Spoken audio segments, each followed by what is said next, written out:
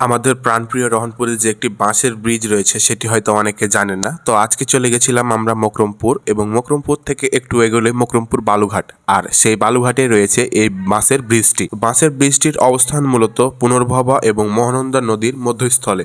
তো আমি এবং আমার সাথে ছিল আজকে আশিক, তো দুজনে আজকে ঘুরে দেখবো সেতুটি। তো আমরা ঘুরে দেখবো এবং আপনাদেরকে ঘুরে দেখাবো এই সেতুটি। তো চলুন আমরা একসাথে ঘুরে দেখি তো এই সেতুটা আসলে কতটা নিরাপদ। আমি এবং আমার আশিক একসাথে যাব, হাঁটবো এবং দেখাবো। মানুষজন সেখানে নির্বিঘ্নে যাতায়াত করছে, দেখতে পাচ্ছেন, আসছে যাচ্ছে। এখানে কিন্তু গাড়িও পার করা যায়, আর এখানে লেখা আছে একজনের উপরে গাড়িতে করে যাবেন না, হেঁটে যাবেন। ব্রিজের ওপাশে একটি টাকা দেওয়ার স্থান রয়েছে, সেখানে আপনারা যাতায়াতের পরে টাকা দিবেন। আমরা এখন অবস্থান করছি মকরমপুর ব্রিজের পাশে যে নৌকা ঘাটটি রয়েছে সেখানে। আর নৌকা ঘাটের পাশে এখানে দেখতে পাচ্ছেন এখন বাঁশের ব্রিজ করা হয়েছে।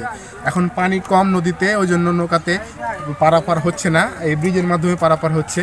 তো চলুন আমরা যাই আজকে বাঁশের ব্রিজের উপরে উঠি এবং দেখি এটি আছে ঘুরে দেখি। তো আমরা দেখতে পাচ্ছেন এখন ব্রিজের মধ্যখানে দাঁড়িয়ে আছি, আর লোকজন নির্বিঘ্নে যাতায়াত করছে। তো কারা কারা এখান দিয়ে পারাপার করেন আর পারাপার করতে সমস্যা হয় কিনা অবশ্যই জানাবেন। আর আপনাদের বাসা ওই পারে কার আর এ পারে কার, তো অবশ্যই জানাবেন।